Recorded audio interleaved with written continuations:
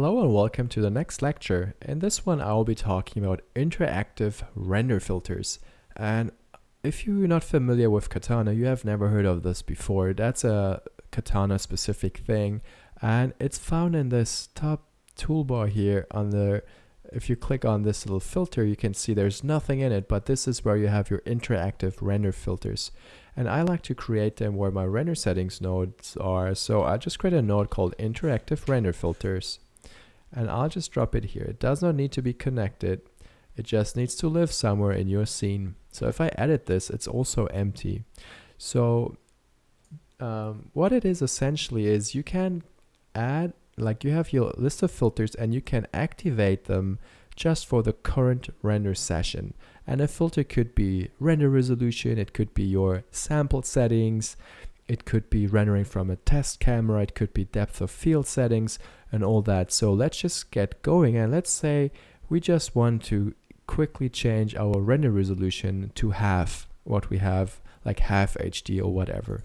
So let's just create a render filter by hitting that plus icon here, which creates a render filter. And let's just call this one pretty basic, resolution to HD half or something. So resolution HD 1 divided by 2, and let's choose a category as our camera and add a node. So you can add any node you want which are available through Katana. So I want to create a render settings node like that, and within this render settings node I can just choose a different resolution, and let's just do half HD, and that's all we want to do. And each filter should only do one thing. That is very important. A filter should not do several things unless it's very clear what it's doing, but this one should, like a typical render filter, does one thing. So now let's duplicate this, right click, duplicate, and do a quarter one as well. So because we set them up in the previous lecture, we can just choose them, and now this will work all of the time. So what is going on now? So let's say I just render, and let's see what we get. We should be getting our default output, and right now it's half HD settings because we actually set them in here. So we actually want to render in full HD. This is our final output, and just render one more time. And you can now see that our output is pretty large and our resolution is 1920 by 1080. And that is our render. So in the drop down now, because we created those interactive render filters, I can click here and you can see we get these drop downs. If I click and drag, middle mouse drag it over to my active filter, half HD is now enabled. If I hit Control and backslash to restart my render, you can now see directly that my resolution is now to 9060 by 540, so it's half of what we had before. And you can see it's actually doing exactly that. So this is an interactive render filter, and it doesn't need to stop with resolutions. You can get really fancy with these things. So let's say I want to do a let's say I want to do progressive rendering on and off, right? So right now it's always rendering all the samples until it's like it found its sample range or whatever.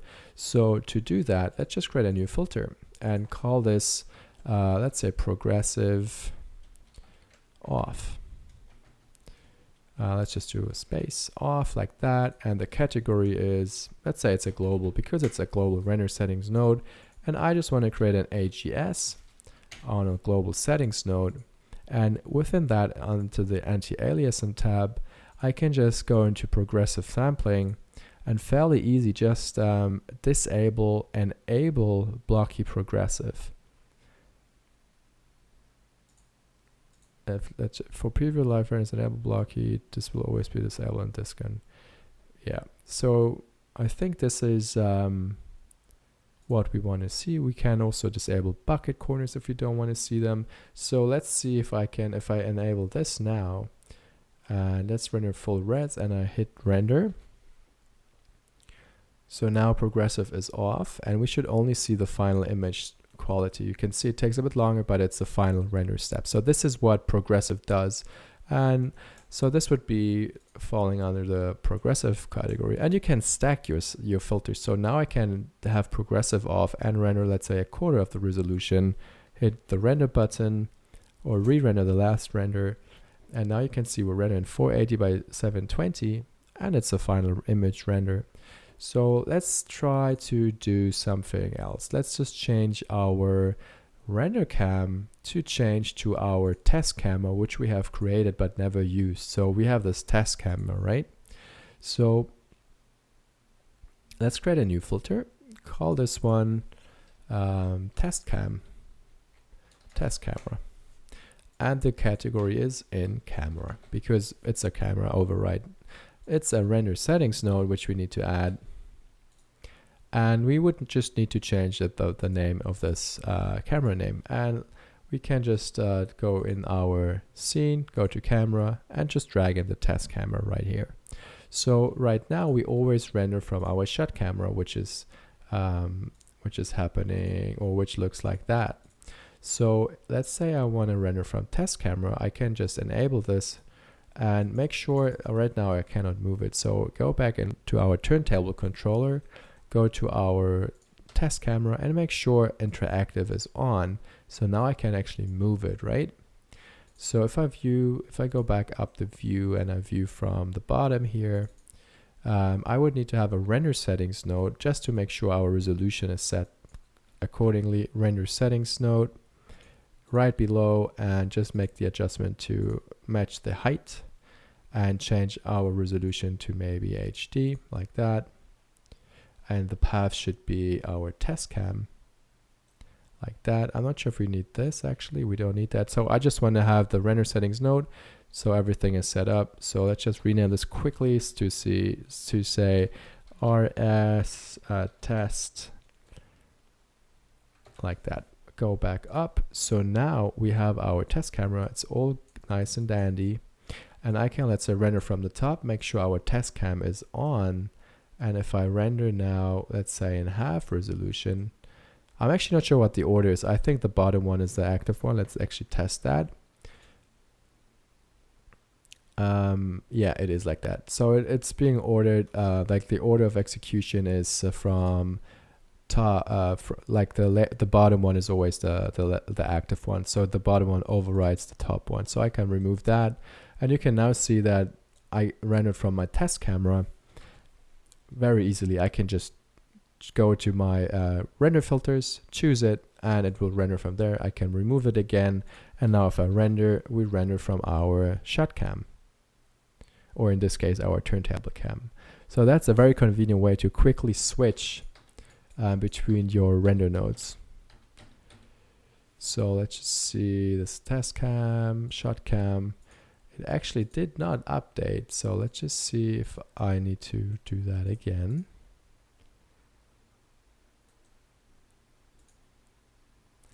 Interestingly, this is still set. All right, I think the problem is with my setup right now. Just because I have this in here, I'm merging it and overriding it. Interesting.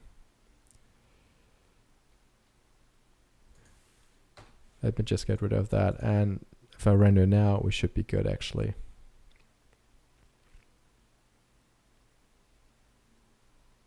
All right, so we're still there. If I change it back to test camera like that, and I render again, let's see what we see now. Okay, so now we have test cam, and this is all working as expected. Perfect. So what else can we do? Let's try to maybe change our some of the render settings or something. Let's just say we want to do some debug tests, and we just want to disable displacement, for instance, right? You can do that in the render globals. So let's just do let's just add this as a interactive render filter. Go to edit, hit the plus sign, and rename the filter to just say displacement off, like that. Create an AGS node, and under debug settings, disable features, there's an option to ignore displacement. So let's just tick that on, and now we will not displace any objects. This should be, let's say, under debug, because it's a debug setting. Let's just duplicate that, and now we can have, instead of displacement, make sure to disable this, and let's say we don't want subdivisions, and let's call this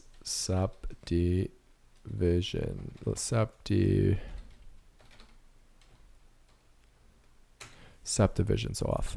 All right, so we have displacement and we have subdivisions off, and let's see what happens if we enable subdivisions off. Clear all, and do subdivisions off. So now we should not see any subdivisions happening, because remember, we are actually subdividing.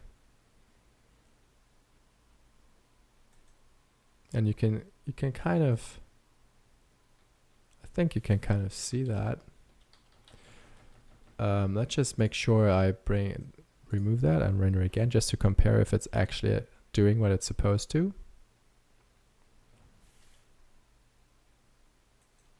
And yeah, so this is the current one and before. So you can see now we don't get any subdivisions.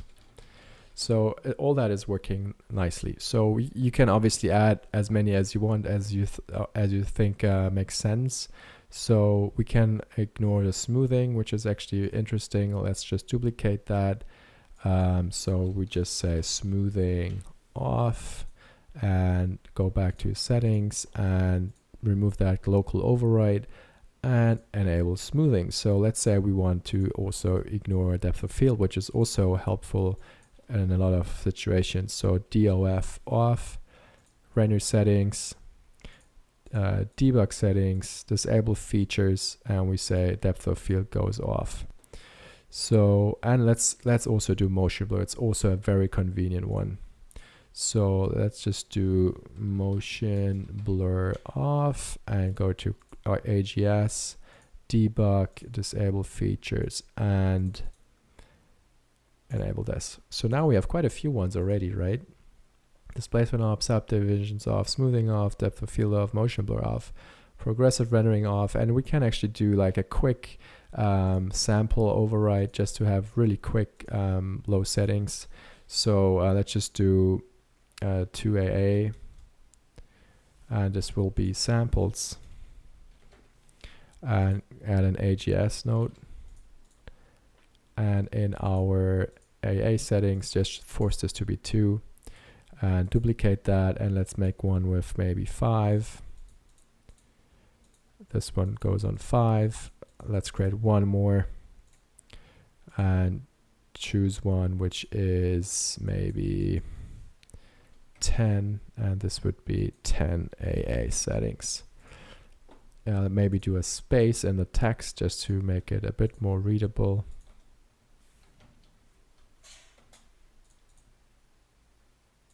Like that. And now let's see if I just enable maybe 5 AA samples, and I just render that again, and let's see what we get.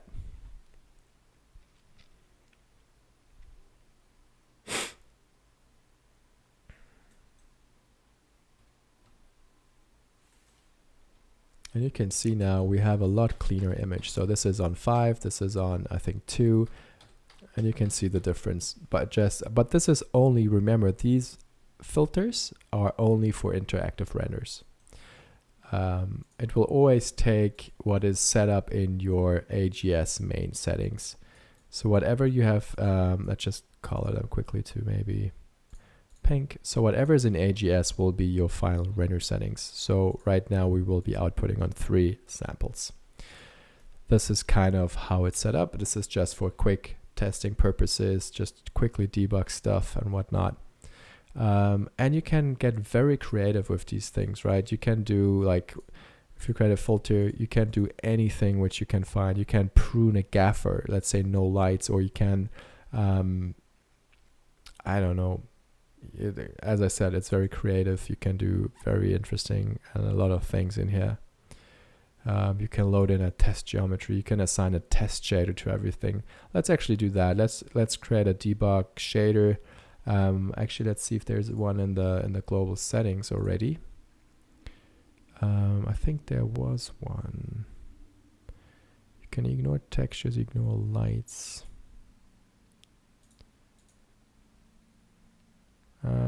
Well, not so sure. But what we can do, we can create a render filter, and let's just call this gray. Let's just say this will go under assign gray shader, like that. This goes into debug, and all we gotta do is add a material node and a material assign node. I'm not actually sure how this will work, if it's possible to create it in order. So if I view from here, we have our material created. Let's just drop this into the assign, and the custom one will go on everything in our scene. So let's just do geo / and start and create a material, and this will be a surface one, and this will be a utility shader, and we can just choose a let's just do for now a Lambert shader, and let's just enable this and see if it actually did work. Assign gray shader and hit render. Let's see if it does work.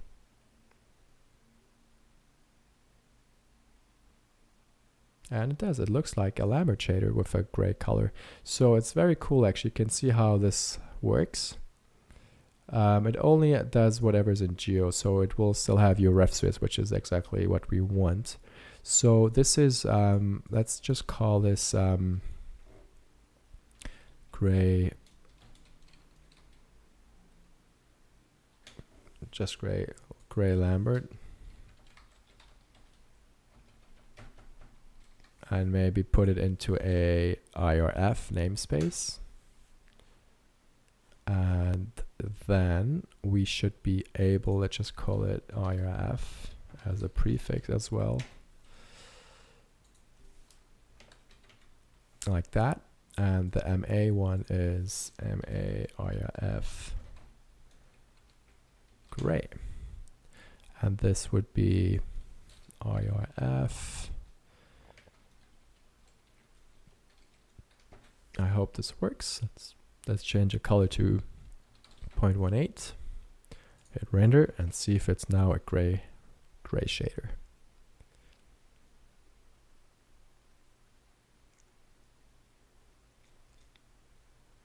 Looks like it's not rendering anymore. Render log, what does it say? Due to setup errors. So I guess, yeah, it says it cannot find those locations. Invalid material assign doesn't exist. So let's see what I did wrong here. Let's just view from the interactive filter. And this should be, the material assign should be that. And I just have a typo like that. And now we should be good to go. If I render, let's see what we get now. Okay, gray shader, perfect. If you want the same as this, we would obviously have to recreate that. And it's also not a problem, it would be just a surface shader. But let's just duplicate this guy and let's say assign occlusion. Also can come in handy. So this would be IRF occlusion, and in here we have an occlusion shader, ambient occlusion like that. I am not sure if you need a color for that. This would be occlusion, and the shader name is occlusion 2. Like that. So let's just swap these guys out and assign the occlusion shader and render again. Let's see if that works, or if I have a typo again.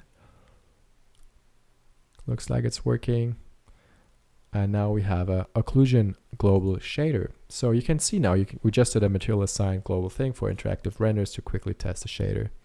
So very helpful. And obviously, if you get creative and you create your own render filters, and feel free to share them with the community, reply on this lecture, whatever, and share your render filters with us. It's very helpful. It's always nice to have a nice list of things in here. So this is what I came up with for this lecture, and I hope you enjoy that. And yeah, as I said, feel free to share your interactive render filters with the community. Thank you guys.